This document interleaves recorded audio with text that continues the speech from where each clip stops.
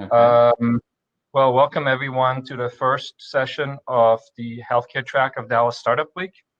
We're excited to get this kicked off with the Teladoc story with the one and only Michael Gorton. You'll find out in a second why the one and only. And we also want to thank Blue Cross Blue Shield for being a sponsor of the track. I'll be on here throughout the session. If you've got any questions, put them in the track session chat and contact me or Lindsay Settles, who's also on here directly through that. Michael will have about 45 minutes and we'll take some questions as well at the end. And so I'm going to go ahead and introduce us. So again, my name is Hubert Zaitchik. I run Health Wildcatters, and I'm a full-time employee of Dallas Startup Week this week because we get to do the healthcare track. It's myself and Lindsay Settles, who also works at Health Wildcatters. Our guest today in the first session is Michael Gorton, of course. And I've known Michael for a long time. So I got the bio, and I always learn new things in the bio, which is pretty amazing because there's already a lot going on.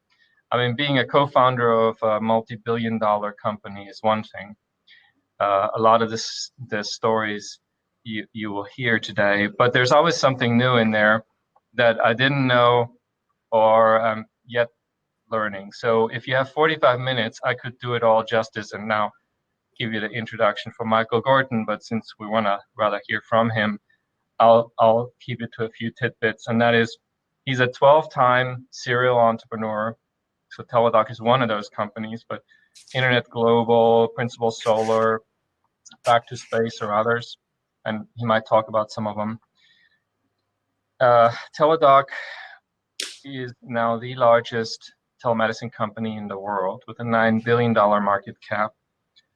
Michael is also a prolific author and has written several novels, and I've read several of them. I'm still catching up on all the others, and one of them was a bestseller, which was kind of his history and his own forefathers and our founding fathers, which is a very fascinating read. He also published a book recently. I could show it to you because I use it. I only use books of friends as the table that holds my laptop up here. It's called Saving Your Assets, and it's a fantastic read. Actually, you'll hear a lot about that book in his talk today.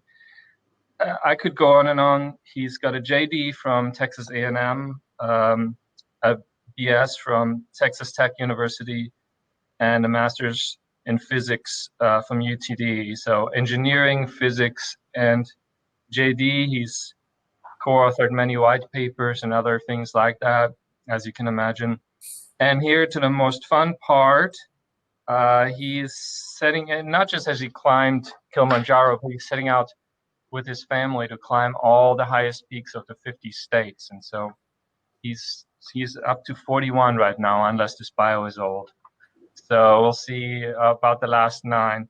So I would love to just kick it over to you, Michael. A lot more interesting to hear from you than hear about you. And take it away. You can also share your screen. Okay. Let me see if I can do that.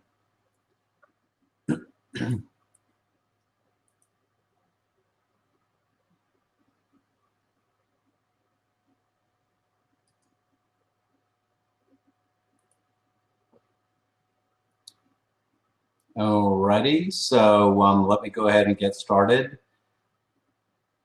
Yeah, maximize that screen. Yeah, there we go. And then go into the presentation mode.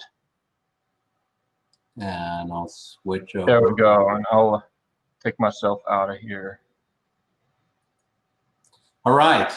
So as Hubert said, I am Michael Gorton, and I'm very pleased to be able to speak to Dallas Startup Week 2020. I'm going to tell a little bit of the history of Teladoc. I started with some of the logos as we went through the years. These things always change, but I think as I go through this presentation today, the moral of the story is going to be, some things in the startup world are really difficult. And I know right now Teladoc seems like an overnight success, but it wasn't. And so I'm going to tell some of the stories today. At the very end, I'll have my email address, and I'm always pleased to help any of the early stage companies that are working on building the next Teladoc. So let's begin. Hubert mentioned my book, which is a lot of this story is captured in this book. It's called Broken Handoff. I co-authored it with two other very successful entrepreneurs and venture folks. But essentially, I think what most of us know is that 70% of virtually all deals that get venture funding fail. From where we are right now, those of us in the Dallas community that are in startup companies, it's even worse than that. 95% of startups fail. And you can see over here, Forbes is reinforcing that. 90% of all startups fail. So in the venture world, 10% become home runs. Teladoc definitely became one of those home runs. And 10 or 20% more might become average to maybe 3 to 4x returns. So, from the venture side of the world, they're funding companies where they know 70% is going to fail. So, we talk about in the entrepreneurial world, why do entrepreneurs call venture capital vultures? And I think it's an unfair term. At the end of the day, really, it's going to be more about communication than anything else. But for venture, 70% is their benchmark. But for those of us that are building companies, it's an unmitigated failure when we brought our friends and family and everything, all of our blood, sweat, and tears into a company, and it fails. So let's figure out ways to move that 70% to a more acceptable number. And I'll talk about a little bit of that today. So Teladoc was born on the slopes of Kilimanjaro. I had just sold a company, and if you look at the photograph down in the lower right-hand corner, I'm the guy on the left, and Dr. Brooks is laying down on the ground. He's the guy who helped me start Teladoc. It was his brainchild. He was the one who created the term cyber medical services, and I still joke around with Byron today that if we had used the term cyber medical services, there wouldn't be a telemedicine industry, or it would have been built by somebody else later.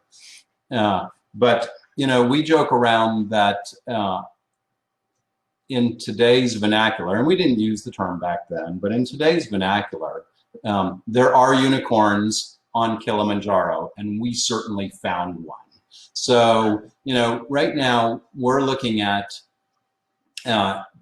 describing opportunity in the face of adversity. Again, you may look at Teladoc today and think it's an overnight success, but the costs were really, really high. And now clearly the benefits are even higher. So, has anybody ever heard this term before? No one will ever fund a deal like this. When at the beginning of Teladoc, it was 2004 when I started raising capital. And I remember one of the people who I presented this to said, "This is never going to fly. Nobody's ever going to fund this." You guys have all heard that one, right? Another one that you've probably heard before, if it's such a great idea, then Blue Cross will build it. United Healthcare will build it. Aetna will build it. Cigna will build it.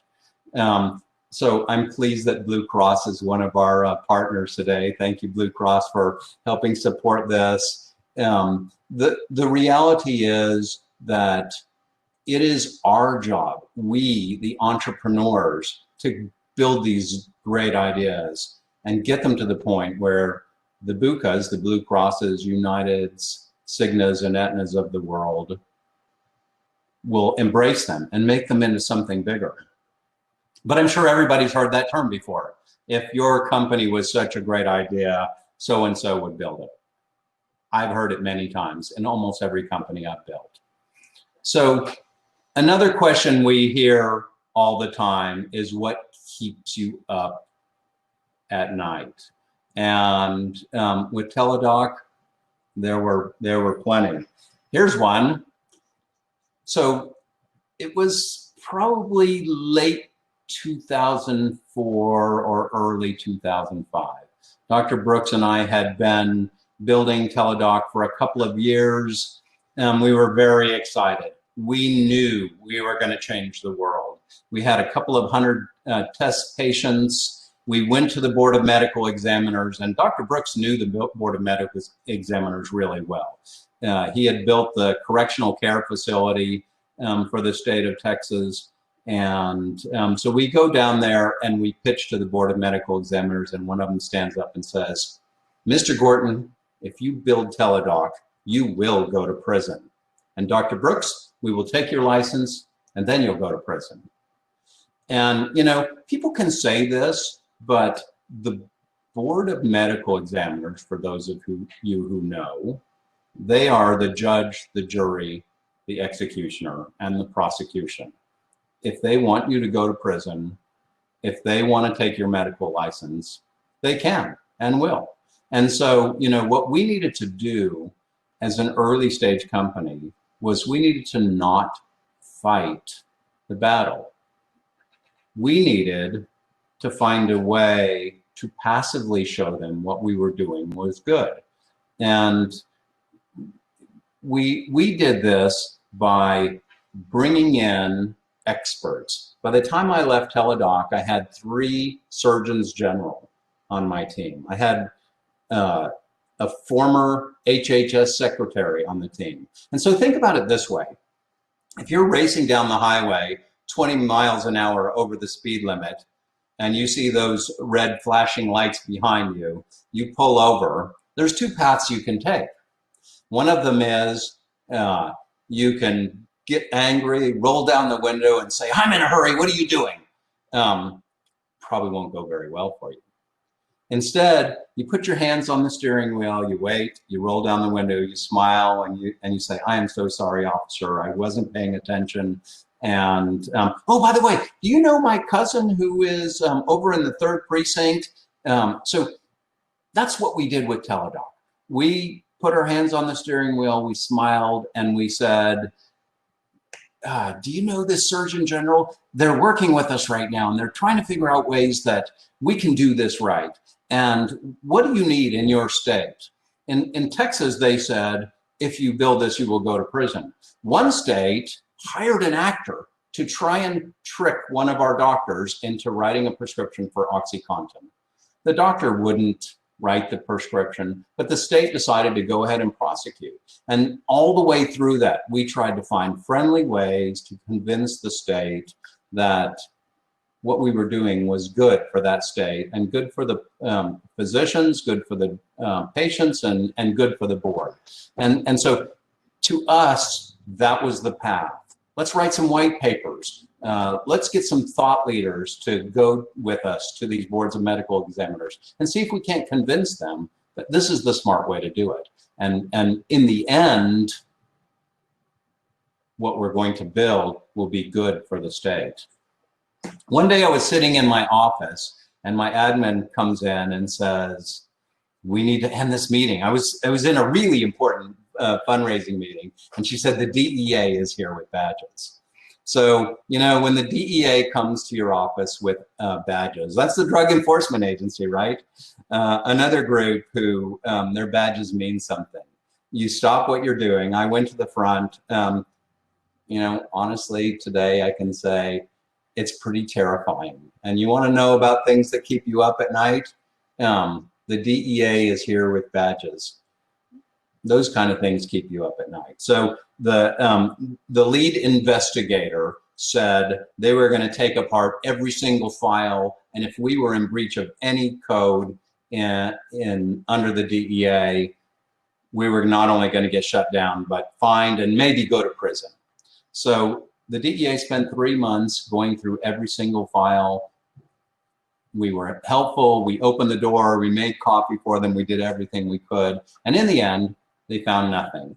But the lead investigator said, I need to talk to you one-on-one. And so now I'm thinking, oh my gosh, what now?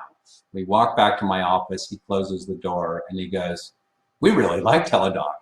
How do we become members? Our team is traveling all the time. So there's a good end to a pretty scary story. The DEA became, that particular group of the DEA became members. So, you know, those are the things that keep you up at night. One of the other things that we had a problem with early on was we needed Teladoc to be a 50-state service. And in Texas, we started building our patient populations in California, in Florida, in New York. And so if you think about it this way, the laws at the time, and these are maybe being modified by now, but the laws at the time said that if you're in Texas, you have to be treated by a Texas licensed physician.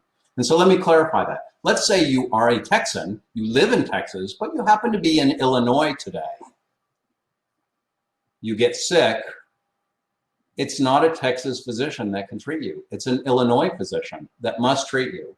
And so that's the 50-state rules. And why is that in, why is it in place? How is it enforced? Mostly it's enforced through prescriptions. So I'm a Texan, I'm in Illinois today, I get sick, I call in, Teladoc has to have an engine that says, where are you today? I'm in Illinois. Okay, so we're going to get an Illinois licensed physician to treat you. And so that Illinois physician calls me back, figures out where I am, decides I need an antibiotic, and then the Teladoc engine would call in the antibiotic to a pharmacy near where I was. So, you know, that's a relatively simple process, but we found two very interesting twists on this. Number one is early on, I think in late 2005, we signed an organization of interstate truckers.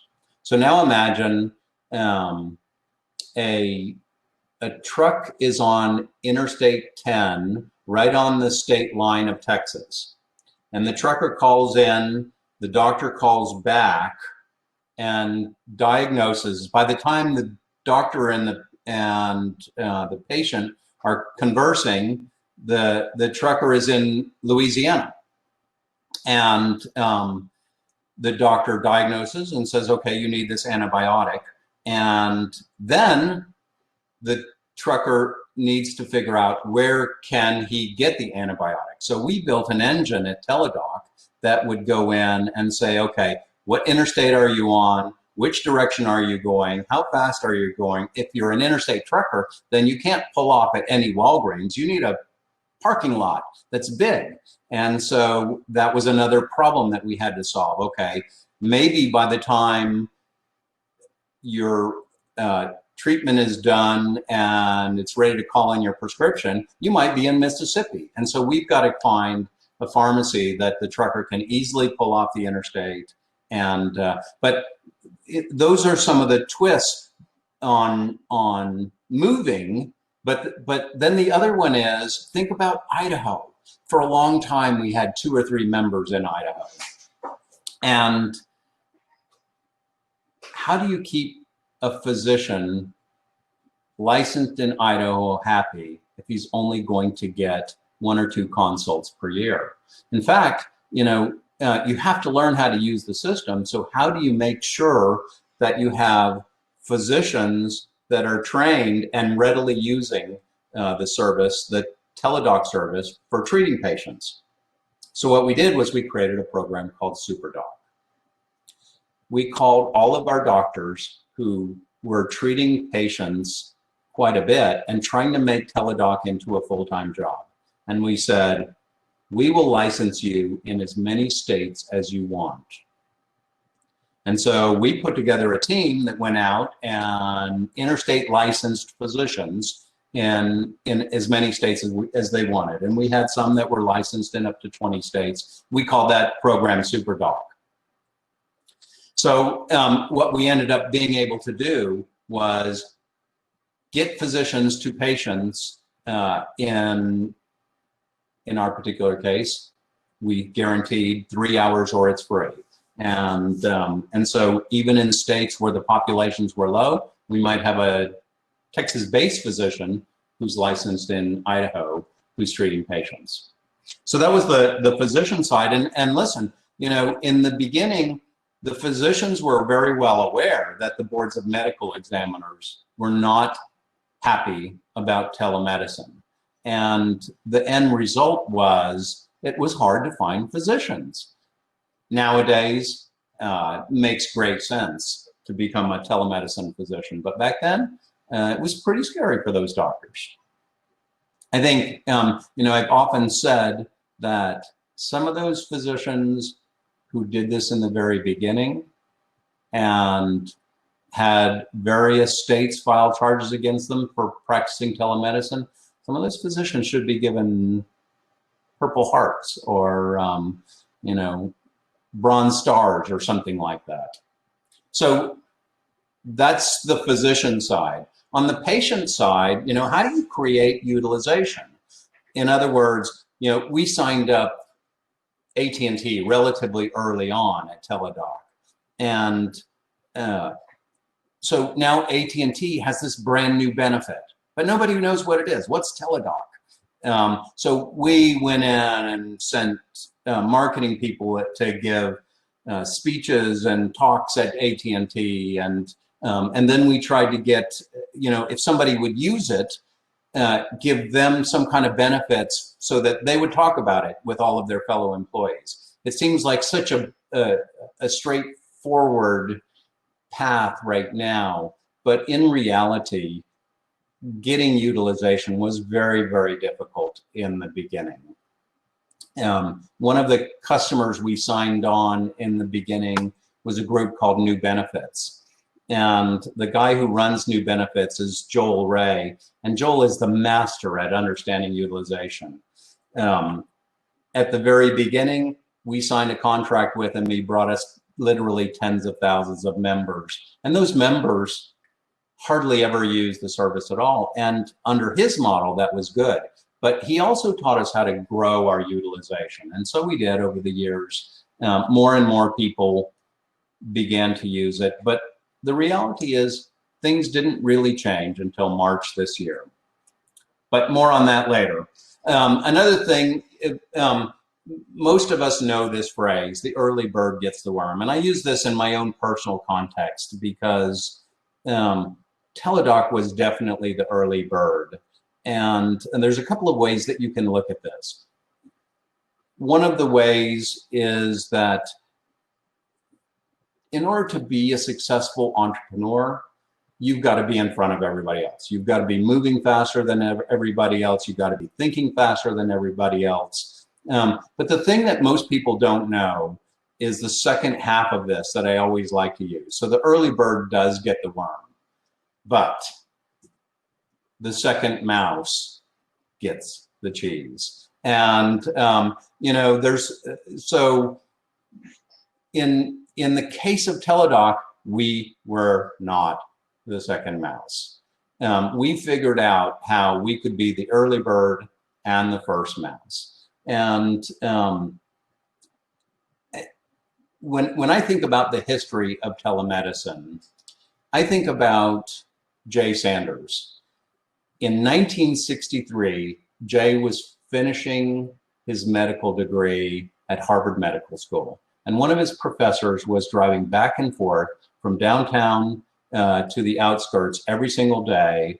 And he said, Jay, I've got to figure out a way to solve this. And so Jay set up a couple of radio antennas and he essentially invented telemedicine. Jay is now considered the father of telemedicine, and rightfully so. But imagine this. Jay started this process in 1963. He's still alive. But for decades, Jay was shouting into the wind, you know, trying to tell everybody he could about this concept of telemedicine, and nobody was utilizing it. And when we started Teladoc in 2002, by 2005, we brought Jay on as a member of our advisory board, and Jay and I today are still friends. In fact, you know, when he calls me son, and I call him dad. So we're not related, but he's the father of telemedicine, and Teladoc was the first, and so that's why we have this father-son relationship. But you know, for a long time, maybe we thought that who is the first mouse, who is the second mouse. At the end of the day, Jay earned the credential. He is the father of telemedicine, and he's the guy that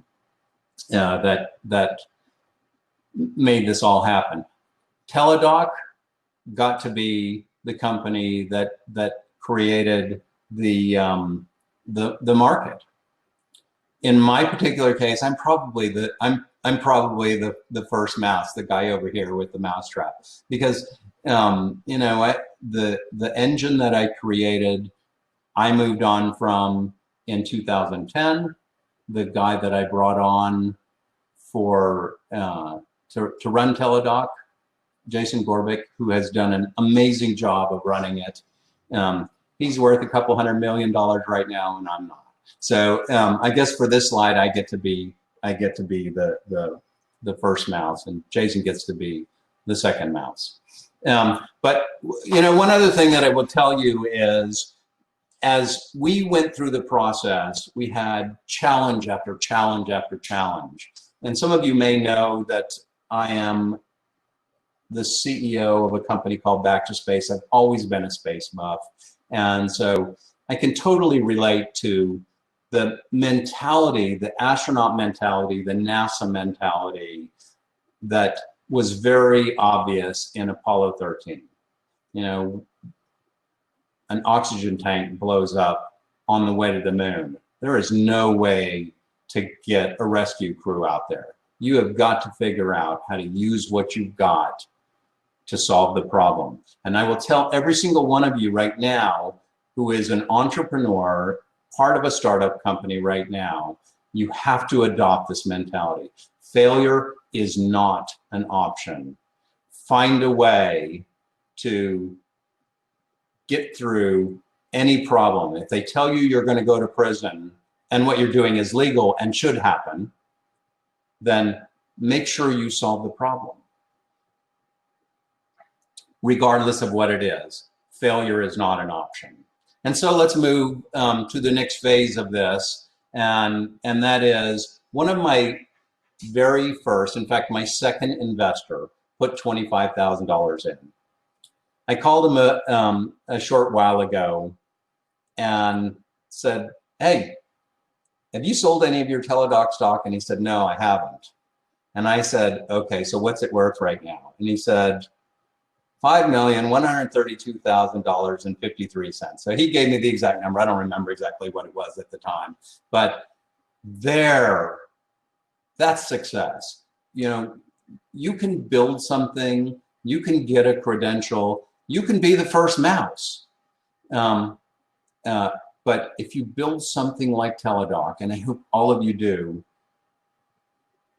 the number one thing that you can get is a credential like this, where somebody you care about put $25,000 into something and it's now worth $5 million.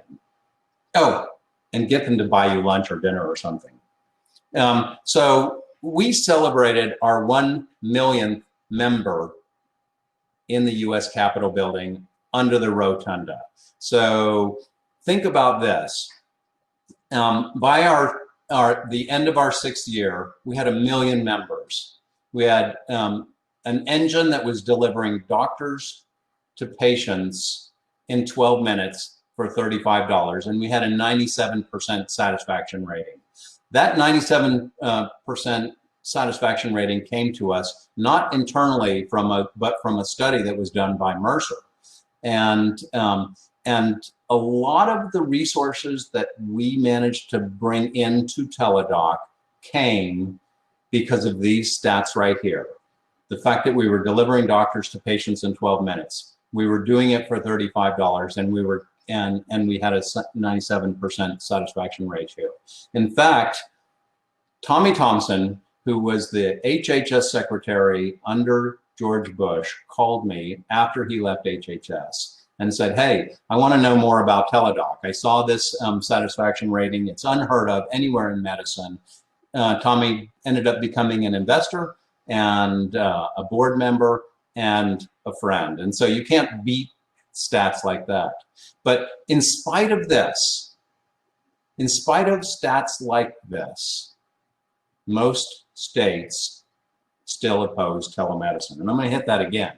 In 2015, Teladoc, notice over here in slot number 27, I have it highlighted. Teladoc was the 27th of the 50 smartest companies as defined by the MIT Technology Review. And, you know, I like the fact that we were ahead of companies like Microsoft and IBM and Philips. So, and at that particular time, even Facebook. So we're beginning to see the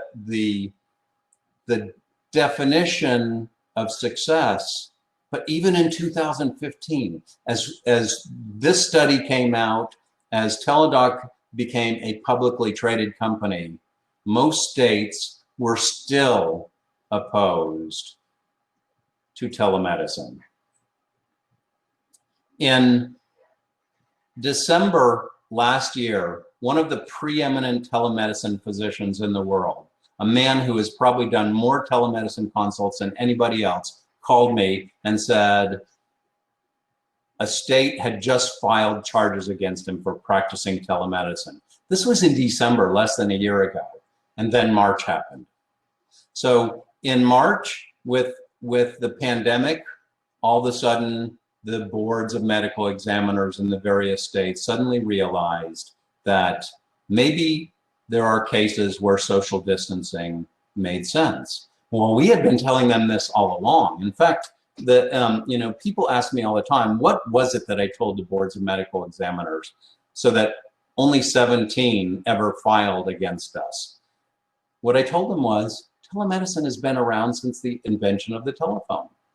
Doctors do not like to practice 24 hours a day, but they know that people get sick 24 hours a day. So Dr. Jones calls Dr. Smith and says, hey, Dr. Smith, can you cover for me on Tuesdays and Thursdays, and I'll cover for you on Mondays and Wednesdays?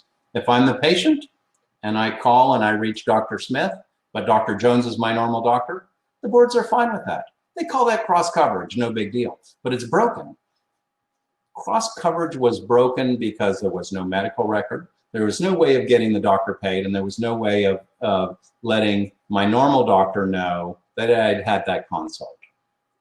So in March, I get a phone call and an email from Richard Boxer, one of the most amazing physicians of our time. He was the two-time Surgeon General candidate under a Democrat and a Republican. And he had watched the growth of Teladoc from the very beginning. And one of the things he said to me was, I watched the process and know that building Teladoc was hard, but telemedicine will save tens of thousands of lives in this pandemic and millions in the years ahead. For me personally, that was the point where I knew we had done something great, because all of a sudden the boards of medical examiners were all saying, this is a good thing.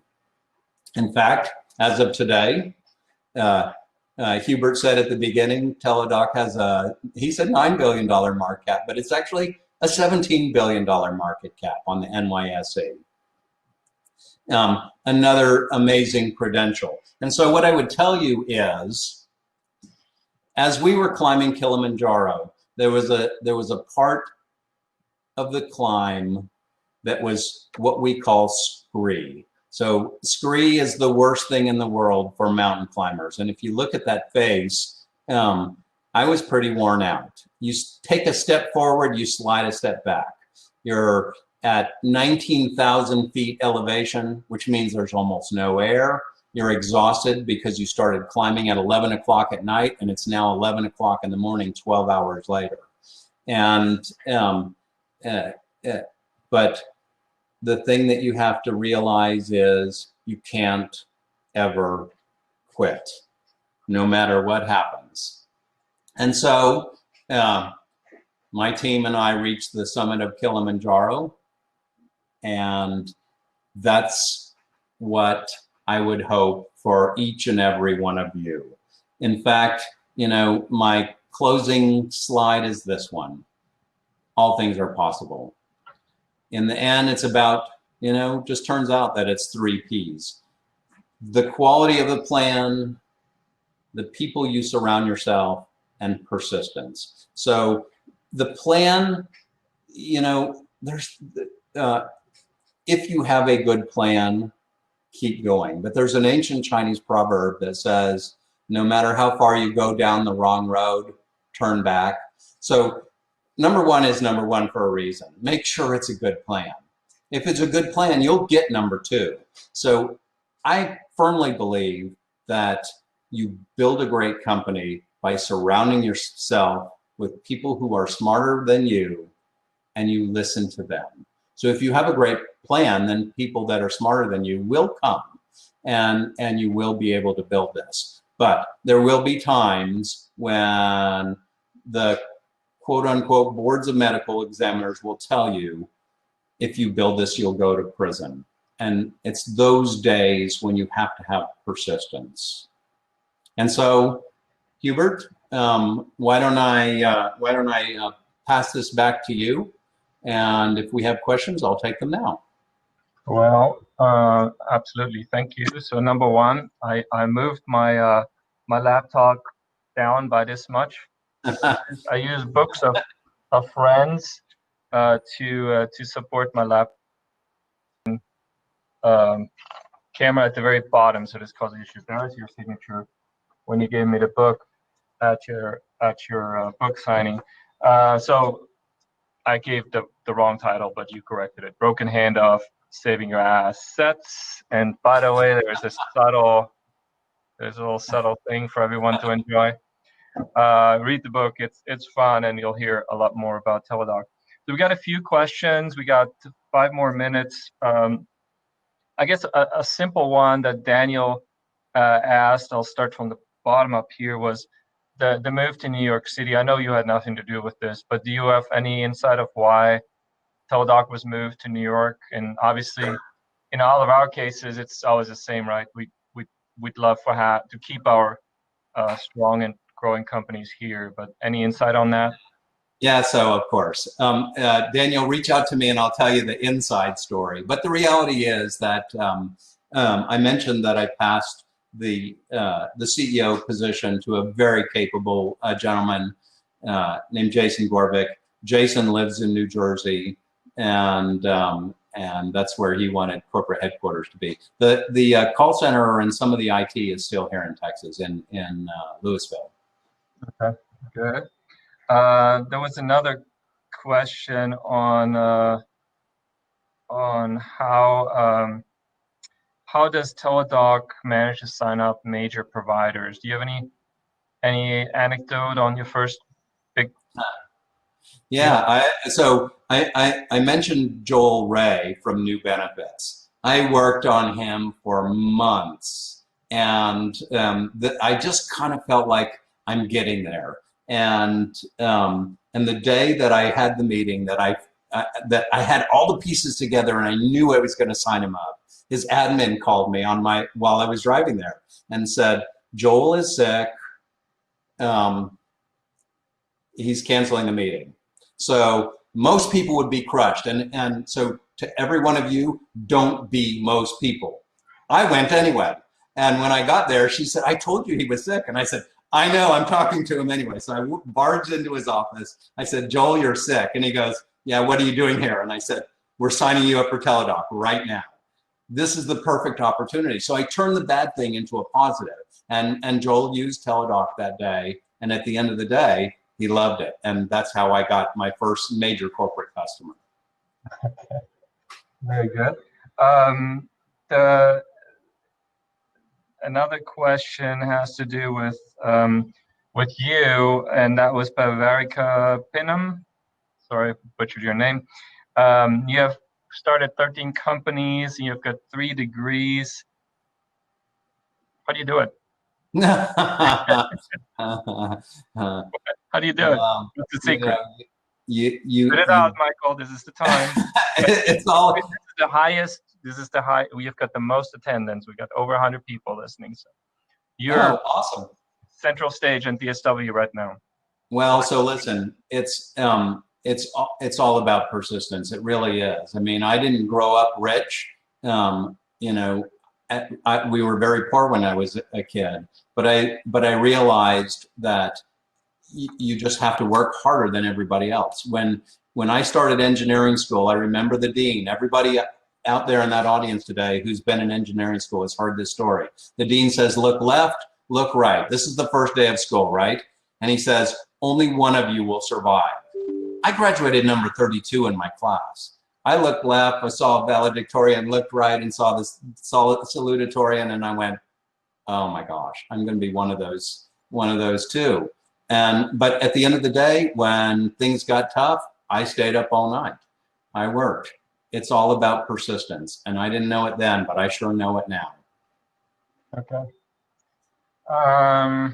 We have another question on ecosystem. I'm going to skip over that. This is by Sarah Mitchell on, unless you have an opinion on this, startup support in Austin.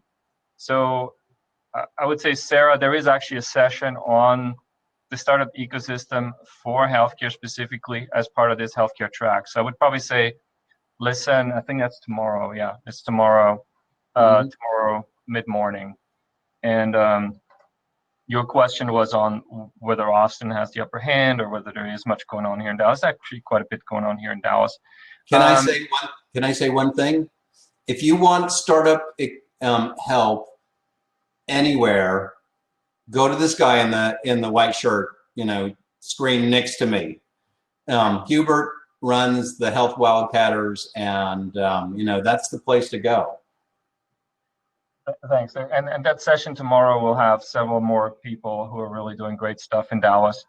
Claire Aldrich at UT Southwestern and Steve Gingrich at UTD and many other support networks. But yeah, you got to know about all that stuff and to be able to execute. So here's one from Adam Carter. Do Teladoc providers build telehealth CPT codes or face-to-face codes? And as that's changed in COVID, I don't know if that's... Yeah, so in the beginning, getting a CPT code was very difficult. We managed to get one, but we had to pull a lot of strings and do a lot of work. Nowadays, things are changing. They may not stay the way they are, but the virus has certainly loosened possibilities for now. Okay. There was a question on patents, which maybe you know, or here's one. And sorry, I'm going up because there's so many people asking questions that my little screen keeps. They're all good questions, and we'll go until they cut us off. By the way, in theory, we should have till 2:30. Okay. They told us they're cutting us off at 2:15. I don't know. Let's see. Right, it's one of those situations. Let's wait for them to cut us off, Michael. Let's do that. Don't listen to them. What's your biggest lesson learned from government clients? This is by Kevin Patel. From government what? Government clients. Government clients. Oh boy. Well, we tried really hard to work with the federal government, and in fact, Dr. Brooks, my co-founder, spent a lot of time in the federal government.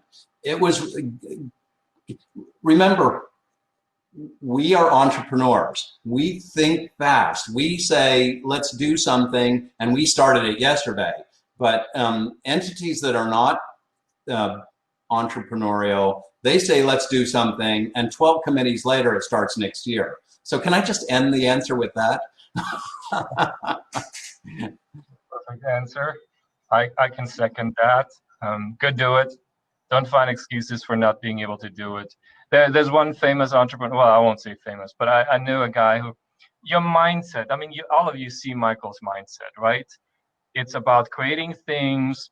It's not about looking back and looking at the things that went wrong, because there's stuff that goes wrong with all of us all the time. If you dwell on this stuff, be my guest, but don't try to be a successful entrepreneur. And Yeah. Michael has not said how many companies he started that didn't go anywhere. He started 13 we know of. Chances are there's many more that he started in his mind. Maybe that's a good question, Michael, because so many of us start stuff and we chalk things that don't work out as a failure. That's just not the way you need to think about it. You got anything to say on that? Well, there weren't any that I started that aren't in the 13, and I'm starting number 14 right now. So I think that you know, I've learned more from the failures than from the successes. But in reality, you know, the successes, Teladoc, Internet Global, some of the others that I built that became successes, you know, you learn quite a bit from them too. Yeah, it's good to sprinkle a few successes in there as well. We like that here as also. There's one question, you might know this, it's more specific on, does Teladoc have any patents that are still active on their process of business? And this question is by Yvonne Salazar, and she adds, I can imagine all the other telemedicine companies that are want to be part of this, especially now. Anything that you're aware of? So we could have gotten a lot of patents at Teladoc. My personal philosophy, and I'm not recommending this to anybody, but my personal philosophy is I'd rather spend my time running and staying ahead of everybody else than slowing down and spending money on patents. You know, probably 2006 or 2007, somebody handed me a sheet of paper that had a bunch of competitors. You know, it was Dial-A-Doc and Phonodoc and Consult-A-Doc and, you know, La-La-La-Doc. And they said, well, what do you think about that? And I said, I'm pleased, you know, they're all copying us. You know, you've succeeded when there's copycats. Okay. We're going to continue to break the system here by just continuing on until they kick us out. So another question is Michael involved in mentorship? I'll say yes here at Health Wildcatters to start with, but Michael, you can add. Are you in other organizations where you're a mentor? I spread myself super thin, but you know, I didn't get here by myself, and the people that helped me get here made me promise that I would always mentor and help, and therefore I will always mentor and help. Well, I know that of you, and I know you've helped many of our companies, especially with the inspirational story. And folks, anyone that's on here, that's the piece, right? That's the part that somebody needs to be able to actually give you that says, you know what, this is what happened. It was terrible. And there's another thing that was happened terrible. We kept going. Mm-hmm. And that's what perseverance looks like. And ultimately that's not replaceable. And that's why startups are about people and leaders like Michael that you know, power through and don't look back. We have a graphic here in the office that literally says, don't look back. Mm-hmm. It doesn't matter where you're from, who you are, color your skin. What matters is what can you do today and tomorrow and where you're going. And so that's what Michael is embodying, really. Here's a more specific question on how did you handle or do you handle patient privacy concerns? I'm not sure. You know, HIPAA was new when we started Teladoc, and so a lot of what we did, we looked at the standards. I had a very amazing computer team, Michelle and Derek and Noel, and the people that came in and, you know, rightfully are co-founders of Teladoc. They said, whatever the standards are, we're gonna we're going to beat them by a significant margin. So in the beginning, we did our consults telephonically. We tried to do it with video, but if you remember back to 2004, 2005, the iPhone hadn't even been introduced yet, and so FaceTime and Zoom and all of the other tools that exist readily now didn't exist. I know that there are companies that are doing non-HIPAA compliant consultations right now, and I think that's probably going to end soon. But we were very, very concerned with privacy, and we encrypted to the max. Okay, we'll end with this last question because I'm realizing there's a technical foul coming up. I'm moderating the next session, and it starts at 2:30, and so I'm gonna have to jump off here. And I think this will definitely shut off eventually. Just to be not rude to the next crowd, which, by the way, the panel of the next crowd is, it's about what I did right, what I did wrong. So it's 3 healthcare startup entrepreneurs who are speaking to that subject. So it's a very good follow-up for Michael. But the last question from Michael is by Ken Nelson. Oh, hi, Ken. I didn't know you were on. What is your next big adventure? Tell us a little bit more. 1 minute, and then we'll close. Well, I'm going to answer it with 2 answers. One is back to space, which I'm very involved in right now, and is super exciting. And we're going to change the face of North Texas with it. And so, please reach out to me, and I'll tell you more about back to space. We need lots of help with it. I need a lot of those smart people that you surround yourself with. I'm looking for you. So if you're one of them, come to me. And the other one is, I think we solved problems in Teladoc. Now it's time to really solve problems. And so what we're going to do next is we're going to solve the cost of healthcare problem. We're going to get it back down to $500 a month for families that are now paying $2,100 a month. And we're going to do something in age, we say 60 is the new 40. We're going to do something really radical with our new company, and that is we're going to say 100 is the new 40. So we have the technology to do that right now, and then this new company is going to do that. And then, we made a lot of money for our investors with Teladoc. We're going to make a lot more with this new company. So I'll be announcing officially what the name of the company is around the end of September. So keep your eyes open. It's going to be fun. Okay. That's, of course, that had to be a 14. So let's give Michael the virtual round of applause. Thank you so much for your time today. Thank all of you for listening. We had over 100 people on here, and as always, it would be fun to do this in person, but Michael made it easy to listen today, and literally nobody dropped off. So a great sign of doing a great job here, Michael. So thank you. We're gonna close this out now. Check out the schedule on Sked. Again, on the healthcare side, in 1 minute, the new track is gonna pop up, and it's what I did wrong, what I did right, with 3 startup entrepreneurs in healthcare. So thank you, Michael. Have a great rest of the day, and thanks everyone for listening. See you on the next track. All right, thanks. Bye.